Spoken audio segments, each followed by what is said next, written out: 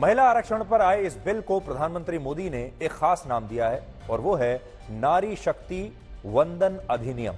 और इस बिल में महिला आरक्षण को लेकर 4 बड़े प्रावधानों का जिक्र किया गया है।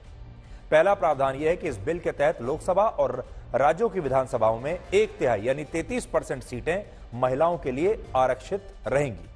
यानी लोकसभा की 543 में से 181 सीटें अब महिलाओं के लिए आरक्षित हो जाएंगी, जबकि राज्यों की विधानसभाओं में भी 33% सीटों पर महिला उम्मीदवार ही चुनाव लड़ पाएंगी। इस आरक्षण से होगा यह कि अभी लोकसभा में महिलाओं की जो भागीदारी सिर्फ 15% के आसपास है, जो बहुत ही कम है, वो भागीदारी अब कम से कम 33% हो जाएगी। और विधानसभाओं में भी महिलाओं की 1/3 भागीदारी को अब सुनिश्चित किया जा सकेगा और वहां पर भी उनकी भागीदारी बहुत ही कम है। फिलहाल स्थिति यह है कि ज्यादातर राज्यों की विधानसभाओं में मुश्किल से 10 से 12% ही महिला विधायक हैं और इन आंकड़ों को आप भारत के इस नक्शे पर आज देख सकते हैं। इस बिल में दूसरा प्रावधान यह है कि आरक्षण में ही आरक्षण की व्यवस्था को लागू किया जाएगा। यानी एक तो यह आरक्षण और इसके अंदर एक और आरक्षण है। इसका मतलब यह हुआ कि फिलहाल लोकसभा और विधानसभाओं में दलितों के लिए जो 15% और आदिवासी समुदाय के लिए जो 9% सीटें आरक्षित की गई हैं, उनमें 1/3 यानी 33% सीटें अब महिलाओं के लिए आरक्षित होंगी।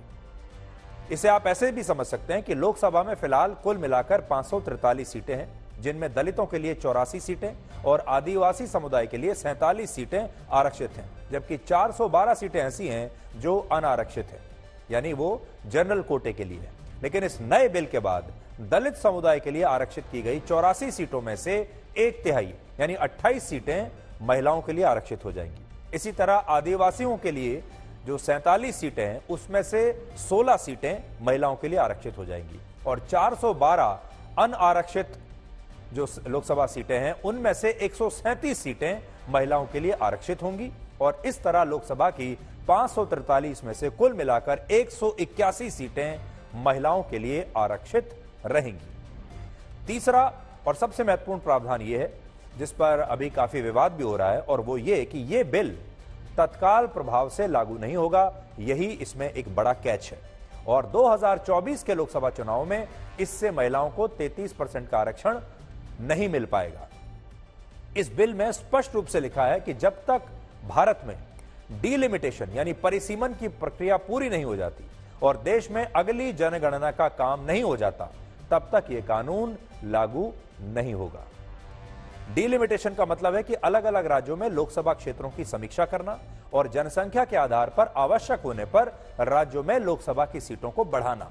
और सरकार के मुताबिक डिलिमिटेशन की प्रक्रिया वर्ष 2026 में पूरी होगी और जनगणना का काम भी कुछ महीनों में नहीं किया जा सकता। इसलिए यह बिल आज लोकसभा में पेश तो हो गया और शायद यह राज्यसभा में भी पास हो जाएगा, लेकिन यह लागू अभी नहीं होगा। यह लागू होगा 2029 के लोकसभा चुनाव में और इसलिए इस पर अभी से राजनीति शुरू हो चुकी है। आज इस बिल के पेश होने से पहले सोनिया गांधी और पूरी कांग्रेस पार्टी इस बिल को अपना बिल बता रही थी, लेकिन जब उन्हें यह पता चला कि महिला आरक्षण की व्यवस्था 2024 के लोकसभा चुनाव में लागू ही नहीं होगी, तो कांग्रेस ने इस बिल को देश की महिलाओं के साथ विश्वासघात बताना शुरू कर दिया और इस पर सदन की कार्यवाही में आज काफी हंगामा हुआ। जबकि सरकार का कहना है कि महिला आरक्षण पर आया यह बिल ऐतिहासिक है और विपक्ष इसका विरोध करके देश की महिलाओं का अपमान कर रहा है। महिला आरक्षण पर इस बिल को लेकर ज्यादातर विपक्षी नेताओं और लोगों की सोच यही थी कि मोदी सरकार 2024 के लोकसभा चुनावों की वजह से महिला आरक्षण पर यह कानून ला रही है, लेकिन प्रधानमंत्री मोदी ने आज एक बार फिर से सबको गलत साबित कर दिया। आपने देखा होगा कि वो हर बार लोगों को सरप्राइज करते हैं और उनके जो प्रतिद्वंदी हैं, जो विपक्ष के नेता हैं, वो हर बार प्रधानमंत्री मोदी उन्हें भी गलत साबित कर देते हैं। सारे अंदाजे जो हैं वो गलत साबित हो जाते हैं और असल में इस बिल से यह भी पता चलता है कि प्रधानमंत्री मोदी के लिए महिलाओं को सशक्त करने का मुद्दा असल में सबसे ऊपर है और वो महिलाओं के लिए फैसले लेते समय चुनाव के बारे में नहीं सोचते। और ये बात हम प्रधानमंत्री मोदी के पिछले 9 साल के रिकॉर्ड को देखकर कह सकते हैं। अब आप देखिए कि प्रधानमंत्री मोदी की जो सरकार है, अगर आप 9 साल में देखें तो आपको यह पता चलेगा कि असल में ये एक बहुत ही विमेन फ्रेंडली सरकार है, मतलब महिलाओं के लिए सरकार ने काफी काम किया है। आपको याद होगा 2014 से पहले कच्चे चूल्हे पर जो महिलाएं धुएं के बीच खाना पकाया करती थीं लकड़ी जलाकर, उन्हें उज्ज्वला योजना के तहत मोदी सरकार में अब तक 10 करोड़ 35 लाख मुफ्त एलपीजी कनेक्शन बांटे जा चुके हैं। इसके अलावा मोदी सरकार वर्ष 2019 में 3 तलाक के खिलाफ कानून लेकर आई। 2018 में देश में पहली बार मुस्लिम महिलाओं को परिवार के किसी पुरुष के बिना भी हज यात्रा पर जाने की अनुमति मिली। इसी तरह 2019 में पहली बार नेशनल डिफेंस एकेडमी यानी एनडीए में महिलाओं के प्रवेश का फैसला किया गया और फिर 2019 में भारतीय सेना में महिलाओं के लिए परमानेंट यानी स्थायी कमीशन की स्थापना की गई। 2016 से नौकरी पेशा महिलाओं के लिए मैटरनिटी लीव 12 हफ्तों से बढ़ाकर 26 हफ्ते की गई और पिछले साल ही सरकार ने विवाह के लिए लड़कियों की न्यूनतम उम्र लड़कों के बराबर कर दी, यानी 18 से 21 साल कर दी है। यह भी महिलाओं के लिए हुआ। बेटी बचाओ बेटी पढ़ाओ अभियान की मदद से भी प्रधानमंत्री मोदी ने बेटियों के प्रति समाज की सोच को बदला और वर्ष 2014-15 में जहां प्रति 1000 पुरुषों पर 918 महिलाएं थीं, अब वहीं 2021 और 22 में प्रति 1000 पुरुषों पर महिलाओं की संख्या बढ़कर 934 हो गई है, यानी सेक्स रेशो बेहतर हो रही है। इसके अलावा महिलाओं की सुरक्षा और स्वास्थ्य पर पिछले लगभग 9 वर्षों में 12 करोड़ से ज्यादा शौचालयों का निर्माण किया गया। जो शौचालय बनाए गए उनके पीछे भी यही सोच थी, महिलाएं। और आज प्रधानमंत्री मोदी के मंत्रिमंडल में कुल मिलाकर 11 महिला मंत्री हैं। इसलिए अगर आप प्रधानमंत्री मोदी के पिछले 9 साल के कार्यकाल को देखें तो आपको पता चलेगा कि चुनाव हो या चुनाव ना हो, उन्होंने लगातार देश की महिलाओं को सशक्त बनाने के लिए और उन्हें पुरुषों के बराबर अधिकार दिलाने के लिए फैसले लिए हैं। और ये फैसले भी, ये जो आज लिया है फैसला, ये भी उनमें से एक है। और ये जो मोदी सरकार है, ये असल में दलित, आदिवासी, ओबीसी और महिलाओं की सरकार मानी जाएगी। पहले लोग सोचते थे कि जो बीजेपी है वो ऊंची जातियों की पार्टी है, व्यापारियों की पार्टी है, ट्रेडर्स की पार्टी है। लेकिन अगर आप देखेंगे तो मोदी सरकार के जो फॉर्मूला है, इसमें आपको एससी, एसटी, ओबीसी और महिलाएं, असल में ये उनकी राजनीति का फॉर्मूला है। मोदी सरकार में इस समय 77 में से 27 मंत्री ओबीसी समुदाय से हैं, 20 मंत्री दलित हैं और आदिवासी हैं। और ये आजाद भारत की पहली ऐसी सरकार है जिसमें 61% मंत्री पिछड़ी जातियों से आते हैं। और जैसा हमने आपको बताया 11 महिला मंत्री हैं और देश की राष्ट्रपति द्रौपदी मुर्मू भी आदिवासी समुदाय से आती हैं, महिला हैं। और प्रधानमंत्री मोदी खुद भी ओबीसी समुदाय से हैं। इसलिए बहुत सारे लोगों को गलतफहमी रहती है कि बीजेपी की सरकार कुछ खास और ऊंची जातियों के लोगों के लिए है। सच्चाई यह है कि यह दलित, आदिवासी, ओबीसी और महिलाओं की सरकार है। पहली बात तो ये कि महिलाओं के लिए सरकार ने लोकसभा और विधानसभाओं में 33% सीटें तो आरक्षित कर दी, लेकिन अगर इन सीटों के लिए राजनीतिक पार्टियां ऐसी महिला उम्मीदवारों को लेकर आ जाती हैं जो राजनीतिक खानदानों से ही हैं, तो फिर इस बिल से महिला सशक्तिकरण के उद्देश्य को हासिल करना मुश्किल होगा, क्योंकि इससे आम महिलाओं का सशक्तिकरण कम होगा और राजनीतिक खानदानों से आने वाली महिलाओं का उनकी जो ताकत है वही बढ़ेगी। दूसरी बात यह कि चुनाव में महिलाओं को टिकट देते समय अगर पार्टियां ये सोचती हैं कि वो महिला उन्हें चुनाव में जिता सकती है या नहीं, या फिर उस महिला उम्मीदवार की जाति क्या है, वो किस राजनीतिक खानदान से है, तो फिर ऐसे में उन आम महिलाओं को टिकट मिलना मुश्किल होगा जो समाज की वंचित और गरीब महिलाओं का उत्थान कर सकती है। यानी आज देश की 69 करोड़ महिलाएं ये भी देख रही हैं कि राजनीतिक पार्टियां इस कानून का कैसे उपयोग करती हैं और कौन इस कानून के तहत महिला शक्तिकरण के अपने इरादे में ईमानदार रहता है और कौन पार्टी इसे एक चुनावी हथकंडे की तरह सिर्फ इस्तेमाल करके छोड़ देती है। बल्कि इससे वहां के राजनीतिक खानदानों की महिलाएं ही राजनीति में और ज्यादा ताकतवर होती चली गई। आज नेपाल में महिलाओं की साक्षरता दर 63% है, पाकिस्तान में 47%, बांग्लादेश में 70% महिलाएं साक्षर हैं। और ये वो देश हैं जहां काफी समय से महिलाओं को चुनावी राजनीति में आरक्षण मिल रहा है। लेकिन भारत में जहां अभी तक चुनावों में महिला आरक्षण नहीं है, वहां की महिलाएं इन देशों की महिलाओं से ज्यादा पढ़ी लिखी हैं और ज्यादा साक्षर हैं। इसलिए आरक्षण ही महिलाओं का उत्थान कर सकता है और उन्हें ताकतवर बना सकता है, ऐसा भी नहीं है। आज आपको ये जानकर हैरानी होगी कि स्वतंत्रता सेनानी सरोजनी नायडू महिला आरक्षण के खिलाफ थी। आज उनकी एक चिट्ठी में लेकर आया हूं। सरोजिनी नायडू ने वर्ष 1931 में ब्रिटिश हुकूमत को एक चिट्ठी लिखकर यह कहा था कि महिलाओं को आरक्षण देना या किसी पद पर उन्हें मनोनीत करना एक किस्म का अपमान है उनका, और यह अपमान महिलाओं को कभी स्वीकार नहीं हो सकता।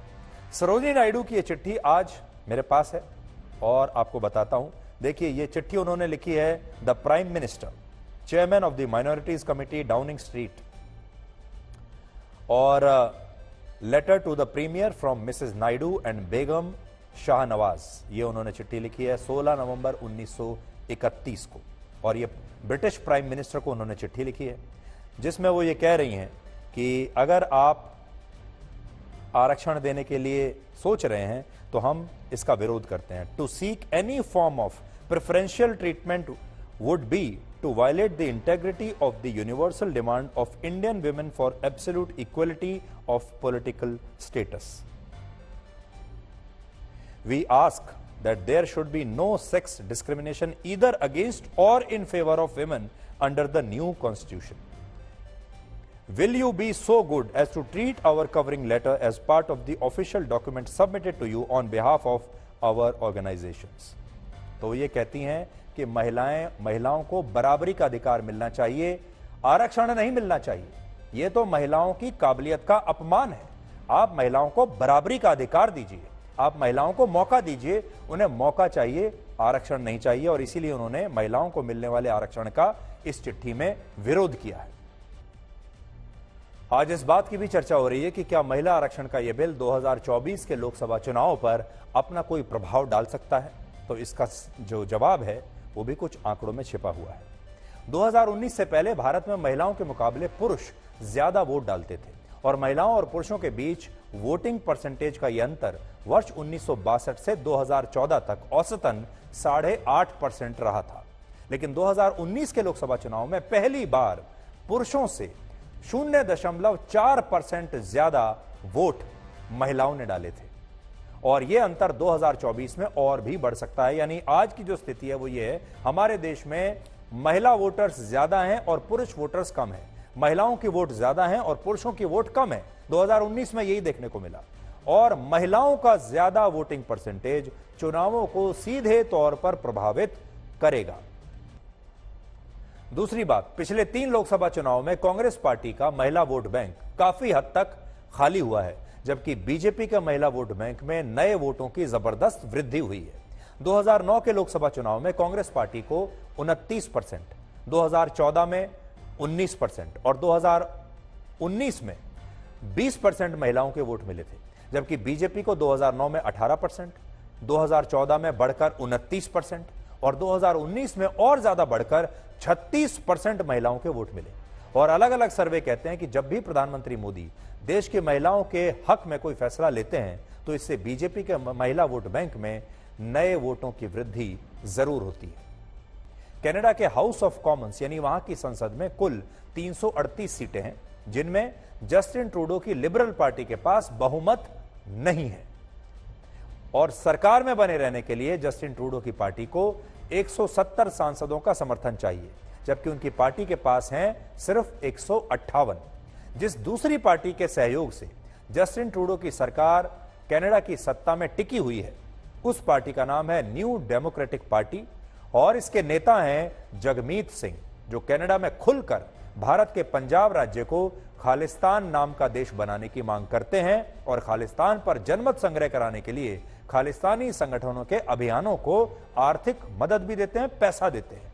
जगमीत सिंह की पार्टी के पास वहां 24 सांसद हैं, और इसी पार्टी के सहयोग से जस्टिन ट्रूडो कनाडा के प्रधानमंत्री बने हुए हैं, और उन्हें यह बात अच्छी तरह से पता है कि अगर उन्होंने खालिस्तानी आतंकवादी हरदीप सिंह निज्जर की हत्या का मामला प्रमुखता से नहीं उठाया तो उनकी सरकार आगे चलकर गिर भी सकती है।